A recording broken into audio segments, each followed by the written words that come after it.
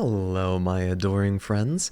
So, I got a bit of a big video for us today. A content creator that I really like, Damon Cassidy. I genuinely think you should check him out. Give him a like. He makes amazing video about the current economy. So let's get started. According to Kelley Blue Book, the average new car price has officially surpassed $50,000. Car prices are insane. $130,000 to $145,000 for like a 2026 car, a 2025 car. I don't understand how anybody is supposed to purchase a car for that amount of money. I can't even afford a house. Having a car and a home be the biggest purchases of my life, it makes sense why it would be the biggest purchase of my life, but I can't even afford the biggest purchases. So what's the point? Bringing the typical car payment just shy of $800 a month. And while delinquencies are at their highest rate since 2008. Wait, Americans falling into auto loan delinquency 2006 to 2022, ages 18 through 69. No, through 70 plus. Who's delinquent? Gen Z. Yeah, that makes sense. But why is Gen Z late? It raises a question: how close are we to a complete car market collapse? Well, essentially every aspect of the American economy is in a tight race for the first bailout, with the car market nearing the finish line as repossessions are at their highest rate since 2008. The reality is that this collapse is simply the compounded result of a single decision made just over a century ago. In 1914, Henry Ford recognized that a workforce unable to afford the very products it built, or the time to enjoy them, was a threat to both business and economic growth. He introduced a standardized 8-hour workday paired with a wage of $5 a day, more than double the industry standard, and roughly $163 when adjusted for inflation. In fact, nearly 30% of the entire American workforce still makes less than a Ford factory worker did in 1914. Wait, 30%? 43 million workers are paid less than $20 an hour. American workforce still makes less than a Ford factory worker did in 1914. 30%. Within 24 hours, nearly 10,000 workers lined up outside Ford's factories, forcing other companies to adopt similar policies and demonstrating what a capitalistic economy could produce when workers were treated as participants in prosperity rather than disposable inputs. To accelerate his vision, Ford announced in 1916 that he would stop issuing special dividends to shareholders and instead reinvest profits into building the largest automobile plant in the world, stating, "My ambition is to employ more men, to spread the benefits of this industrial system to the greatest possible number, to help them build up their lives and their homes." But of course, this quickly put him at odds with his own investors, whom Ford often viewed as parasitic entities, demanding returns while contributing nothing to production. Wow. It's almost like as if Henry Ford just knew what he was fucking talking about. How many times have we seen publishers, like for video games or other media or content, just ruin products simply because they put in the money, but they add a lot of rules and alterations to the deal with that money? How many video games have been ruined? Think about Hytale. Hytale was switched over to Riot Games. They switched over to a new development strategy, and it ruined the game until the original creator bought the game back, and now it's somehow fucking released. And now we've got these investors for companies like car companies demanding returns while only contributing a fraction of their finances. You understand how fucked up that is?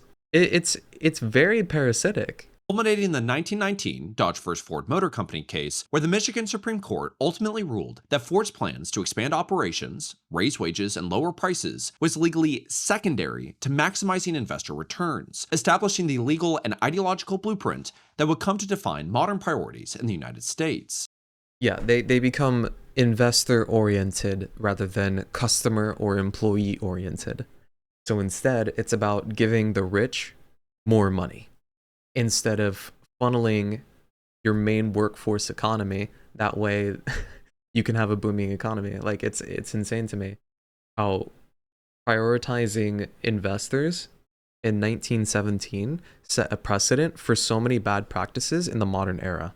That's crazy. The priorities that, as we can see, have gutted the nation. As Ford's dominance over the automobile industry began to slip, the shift towards shareholder-driven priorities quickly coincided with the rise of General Motors under Alfred P. Sloan, who famously stated that GM existed not to make motor cars, but to make money. Unlike Ford, who viewed debt, especially consumer debt, as morally wrong and a form of postponing responsibility, So when you reframe all of these things to be making money, that means you no longer see a car.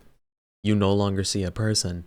You only see an item dehumanize your workforce and your product. Like it just becomes more of a mechanical, logical, detached perspective, which only reinforces your greed, to be honest, because you just don't care. Sloan believed that the auto loan could unlock far broader consumption by allowing Americans to purchase more expensive or stylish GM vehicles immediately. To accomplish this, Sloan engineered what would later be described as planned obsolescence, deliberately designing products so they would either break down or appear inferior within a predictable period of time. Instead of being made for the masses, Sloan tiered each Wow, I wonder where I've heard that before.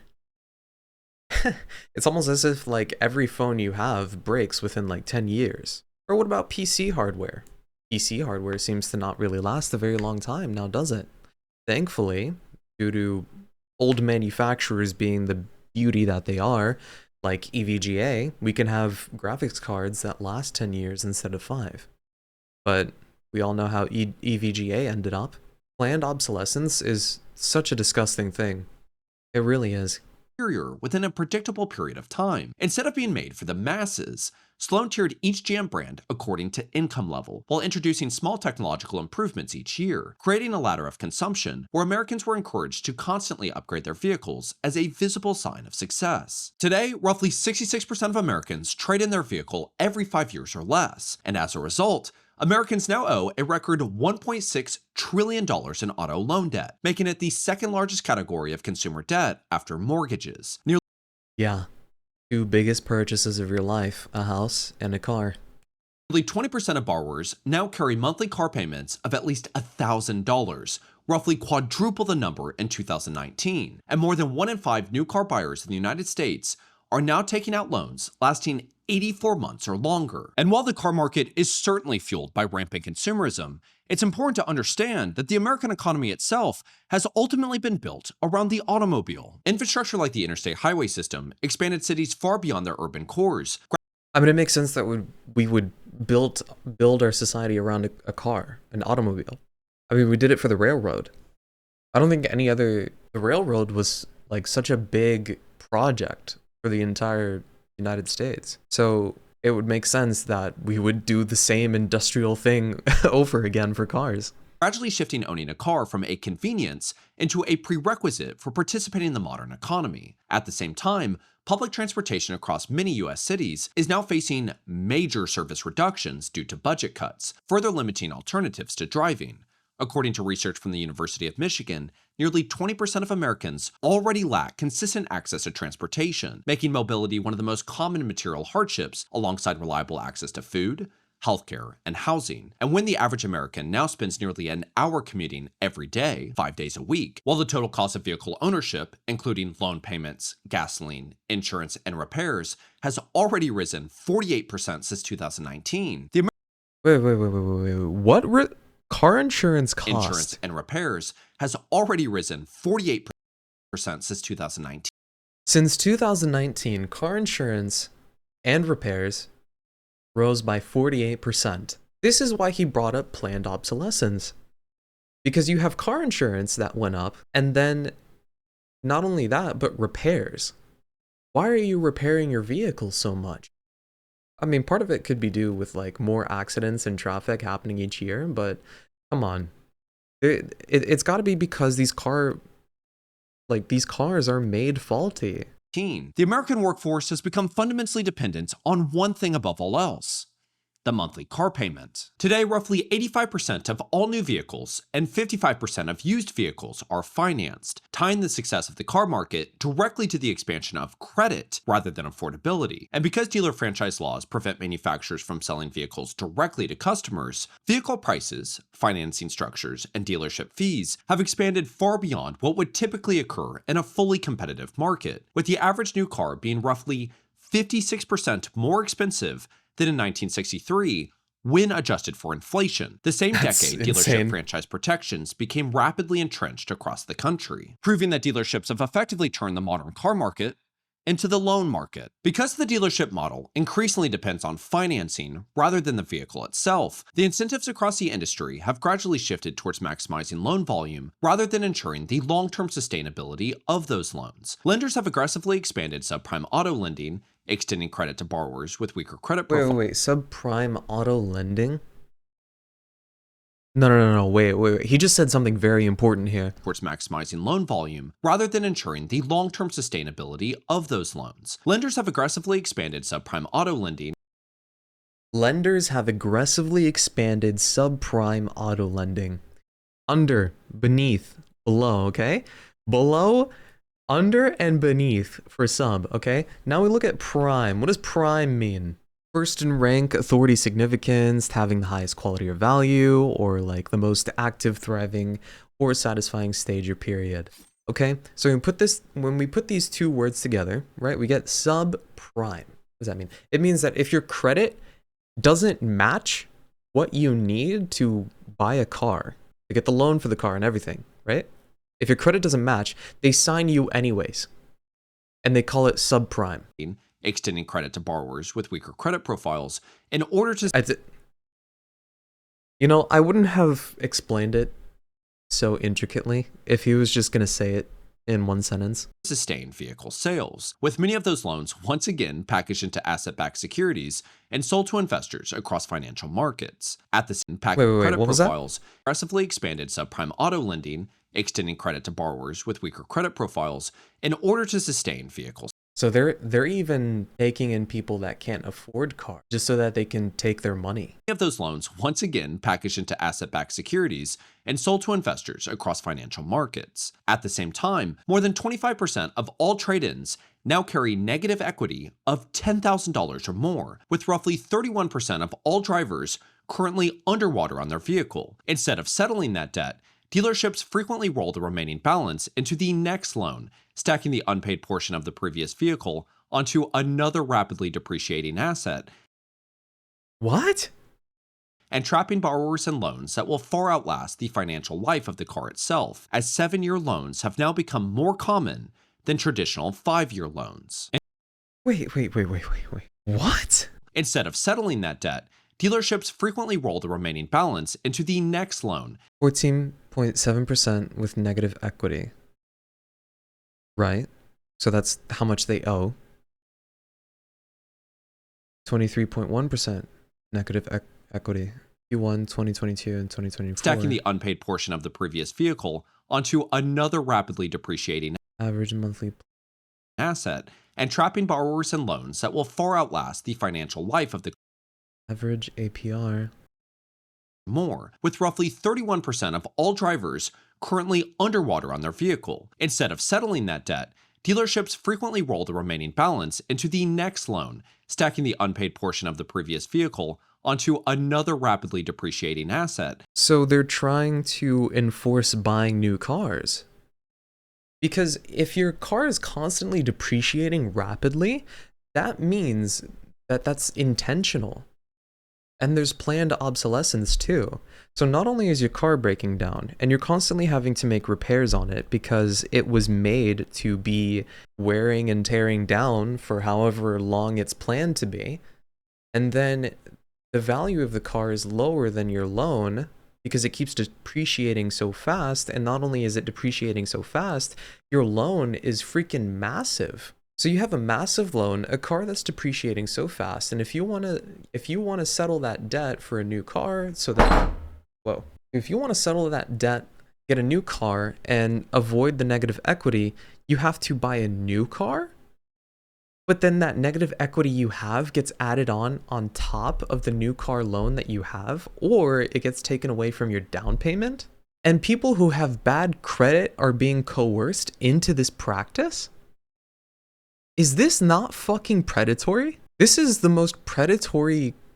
That is no wonder people say car salesmen are demons. That's insane. And trapping borrowers in loans that will far outlast the financial life of the car itself, as 7-year loans have now become more common than traditional 5-year. A 7-year loan. How fast do cars depreciate? And that's 5 years. 40%. And you have a 7-year loan. So this is what's going on. They're setting you up with negative equity that you have to go through when you realize that you have negative, and then because you're always on a loan, they're always earning more and more and more from interest. And even though you're paying less each month, you're paying more for the interest, which is how they're getting their money. And not only that, you're giving them a sizable portion as a down payment for the new car. What? How does anybody look at this and not think it's disgusting? Year loans. And as vehicle prices and interest rates have risen, delinquency rates have now reached their highest level since tracking began in 1990, with delinquency rates among prime borrowers having doubled, indicating that So even people who have good credit are failing their car payments. And can we stop with this subprime, near prime BS? This is ridiculous. even higher income households are beginning to struggle with the rising costs of vehicle ownership. The Consumer Financial Protection Bureau has warned that these practices within the auto lending industry have become one of the most concerning credit dynamics in the broader consumer economy. Alongside this explosion in auto loan debt, manufacturers have also begun squeezing every last cent out of drivers' pockets through monthly vehicle subscriptions, charging $5 just to unlock your own car from an app, $10 for heated seats, $100 for extra acceleration, or $4.99 simply to access all of your speakers. Ford has These are all ways to get your money back from the contracts you have to fulfill from the different chains of manufacturing. So like you have a separate chain that deals with the sound system, right? The car's software. This is where they eat you alive, because modern cars are so packed and jam filled with many features, which is exactly what he was saying. Back then, they reinforced an economy where always getting the newest car, the newest features is incentivized. It's like a phone. And they're further pushing you towards that even through the debt.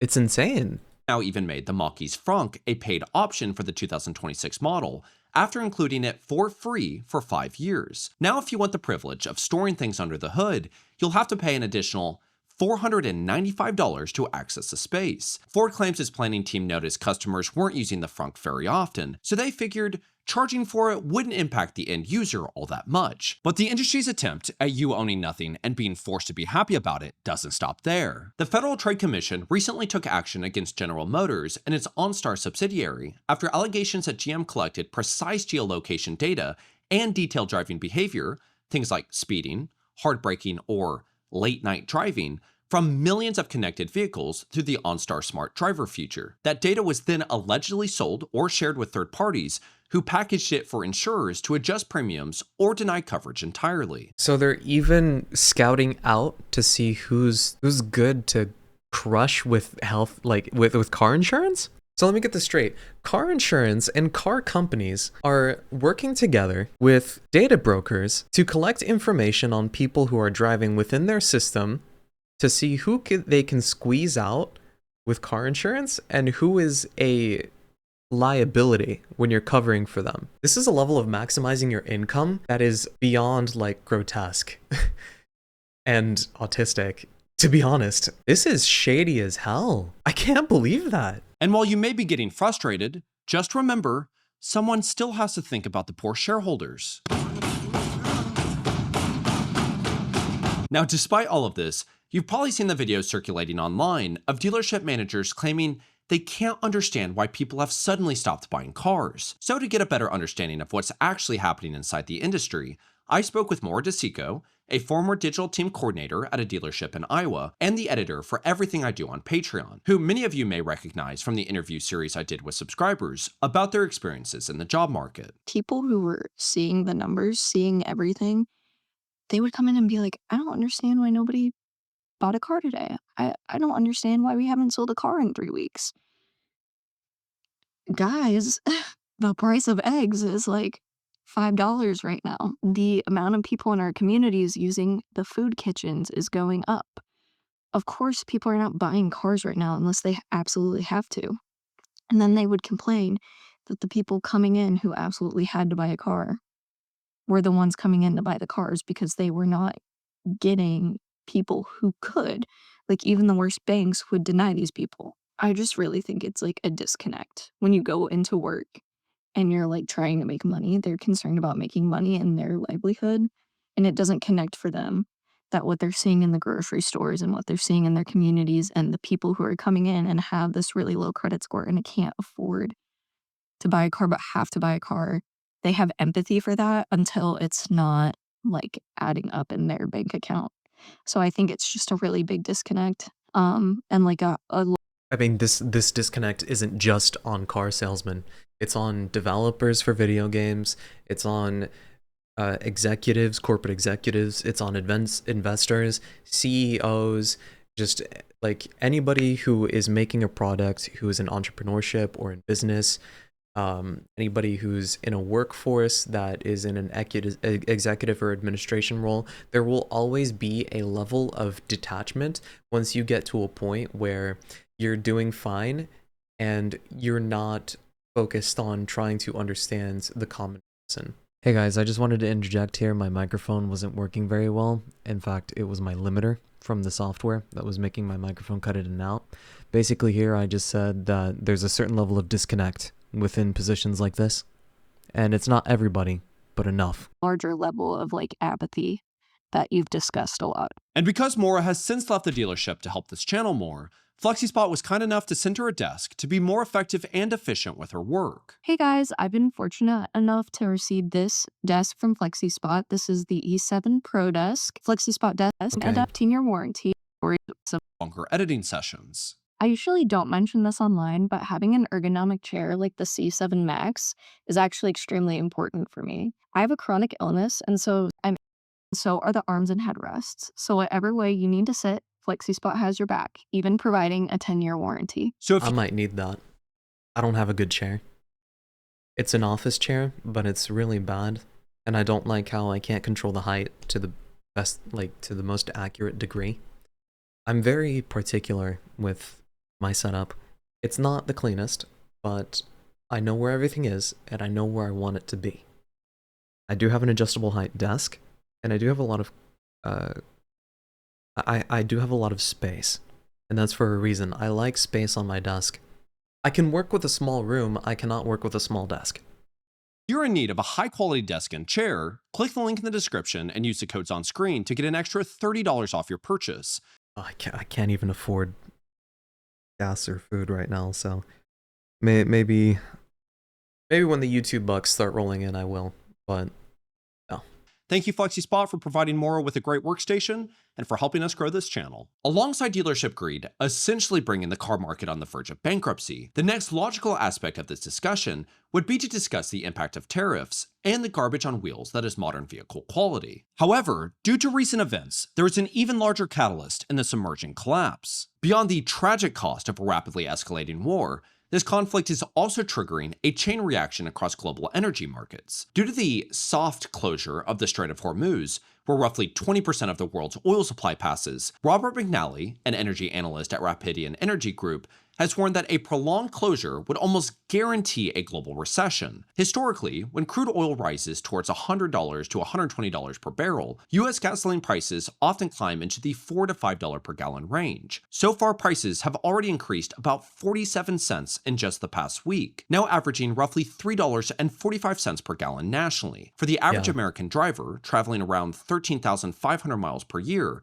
every $1 increase in gasoline prices adds roughly $500 to $600 in additional annual fuel costs. In an economy where 63% of the American workforce is already unable to afford an unexpected $500 expense. At the same time, higher fuel prices raise transportation costs across global supply chains, increasing the cost of moving vehicles, parts. It'll increase the cost of everything. I mean, we get our food, we get our products, we get everything from imports and exports.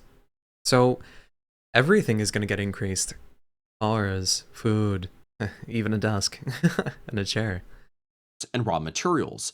And when tariffs are layered on top of those rising production costs, particularly on imported steel, aluminum, and foreign vehicles, the price of building and selling cars increases even further, creating a perfect storm where already struggling manufacturers face rising production costs, dealerships face weakening demand, and customers already burdened with record levels of auto debt face even higher costs at both the dealership and the gas pump, all on top of a system already built on historic levels of rotating debt. And yeah, historic?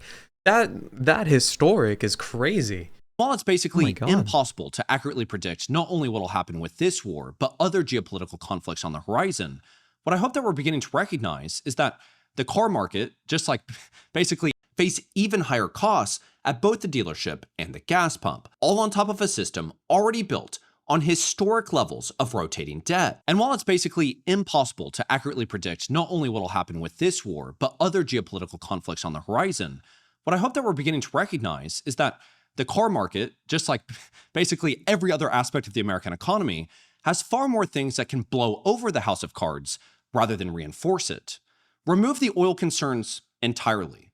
We're still facing a very real and very serious credit crisis. Not to mention that cars Right. are only going to get more expensive because Right, because you get like everything is credit when you're buying a car because you're doing a loan. So that's only gonna feed into the AI, the not the AI. I mean, it might feed into the AI bubble too, but it's gonna bleed into the debt bubble as well. there is no incentive for it not to. This is why I keep bringing trying to bring attention to these things that almost feel so big. Like, what is it that we can do about the car market or the job market or the American economy or geopolitical events? All of these different things. Well, I mean, all of these different things require multiple different areas of attacking. Like we have to tackle these problems on multiple different angles, sides, directions, and universes. Like there's so many issues that we have to solve through simply like not simply like in a complicated and advanced manner. Like we have to fix this problem culturally. We have to fix this problem from the top end. So like the biggest politicians, the biggest business owners, and the secret society that is currently like controlling our government. It's insane how all of these things are connected and interwoven to really mess up the common person. And not only that, but we need to like just get rid of all of this bureaucracy that's going around. Things aren't simple anymore. And I get that there's a degree of complexity that needs to occur when you're dealing with these situations, but I feel like they're overly complex to the point where it's weaponized against the common person to realize how ambiguous everything actually is. Like a lot of things are extremely ambiguous because it's intentional. It's a way to keep things. The reality is that as individuals, there's nothing that we can really do. But I do think that one, it's very important to understand. I think the biggest thing we can do is weave in our own people that think like us into government and keep pushing for that. Because if they won't give it to us, we take it instead. How we actually got here.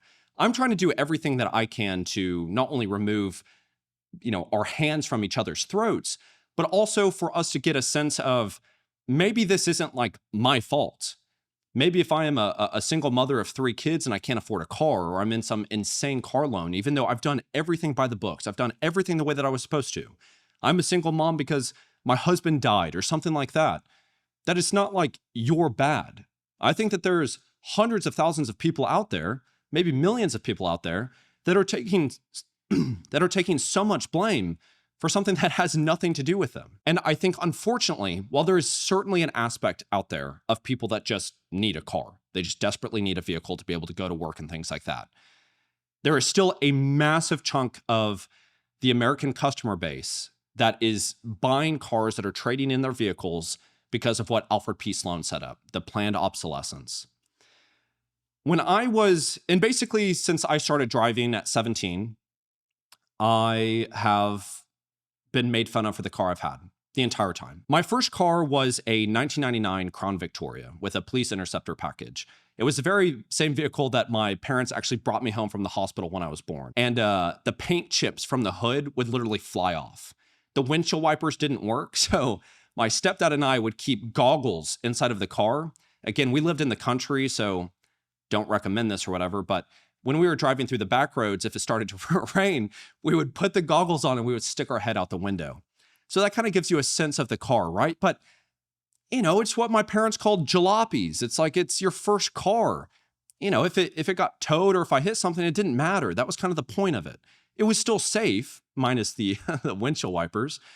But anyway, so I got made fun of so much that it really imprinted something in my mind, especially being young.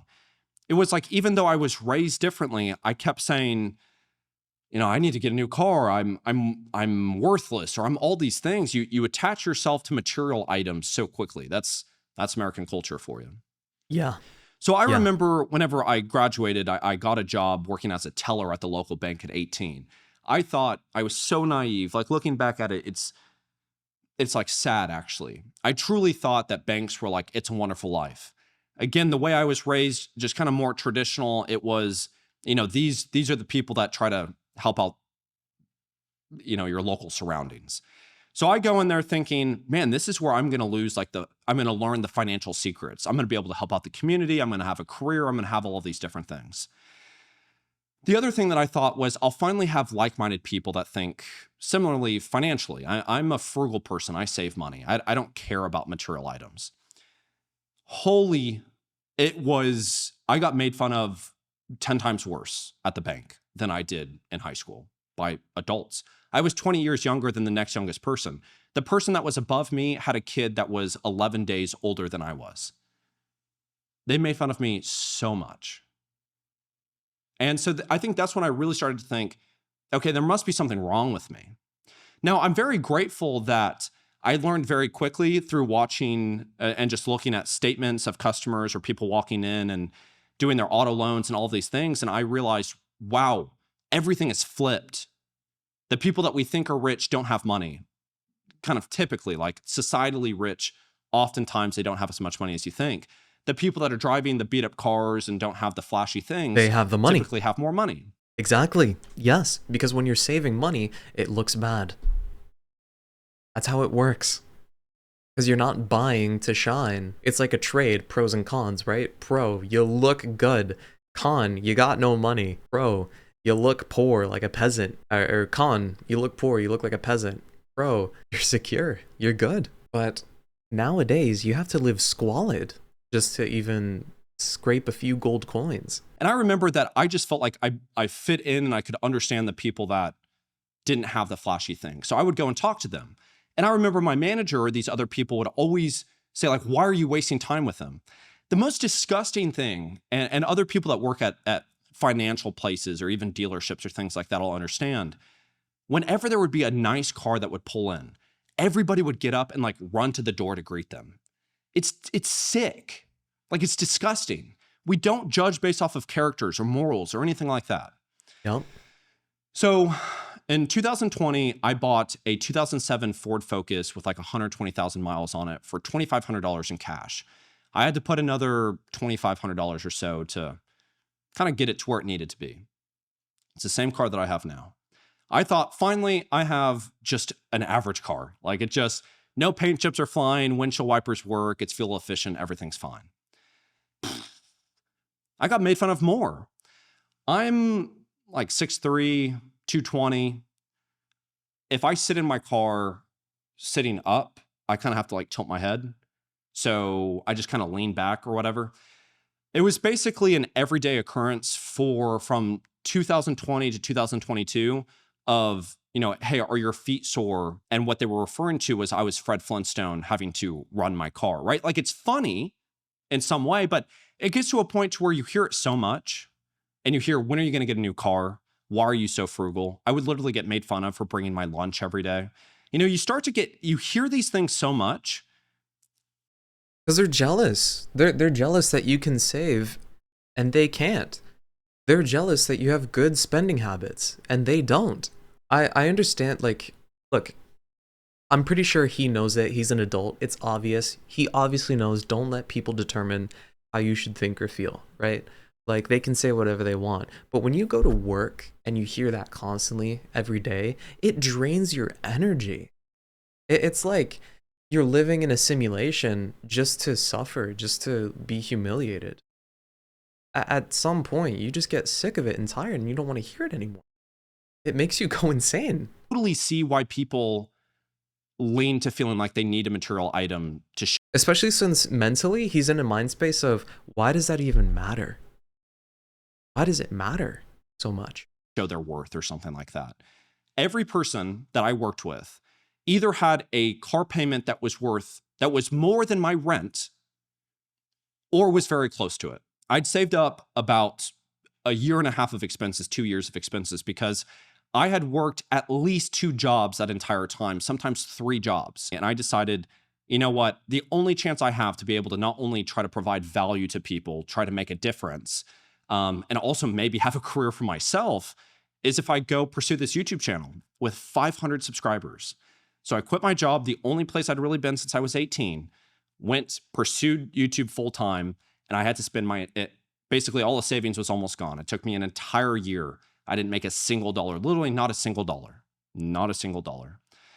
And, at the end of the day, look at like the change that I've been able to help make and the value that I've provided. And I lived by my morals and my character and, all of these other things. But the money that I had saved up, I thought was going to go to a car. And so I'm now, still driving the same car, right? I don't get made fun of because I just don't see anybody. But I turned it into a business that has now been able to reach over 22 million people. And it's actively been about helping people. That's what I care about, is providing value. Now, again, I understand that not everybody can buy a $2,500, clunker. I still love the car, but, not everybody can do that. And I understand that there's a tremendous amount of people that have to have cars.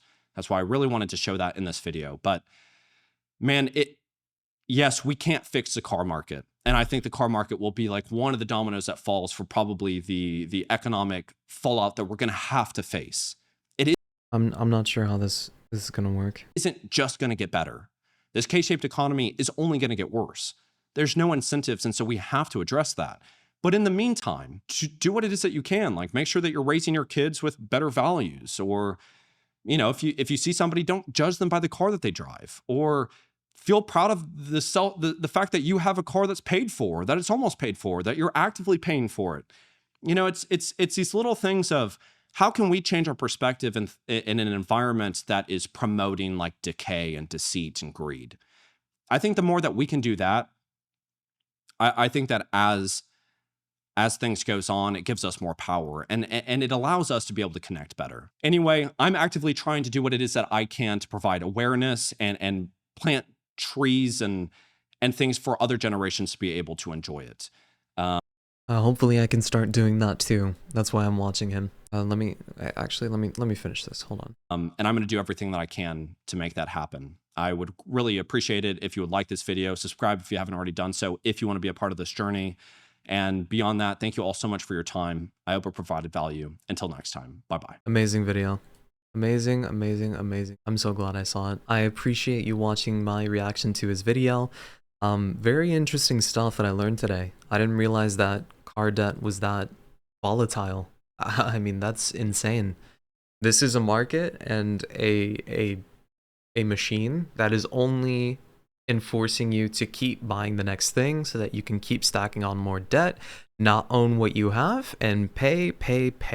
Well, at the same time, you can't even afford food, let alone gas to power the damn thing you bought. Anyways, thank you so much for watching. I hope you enjoyed the video, and I hope to see you in the next one. Bye.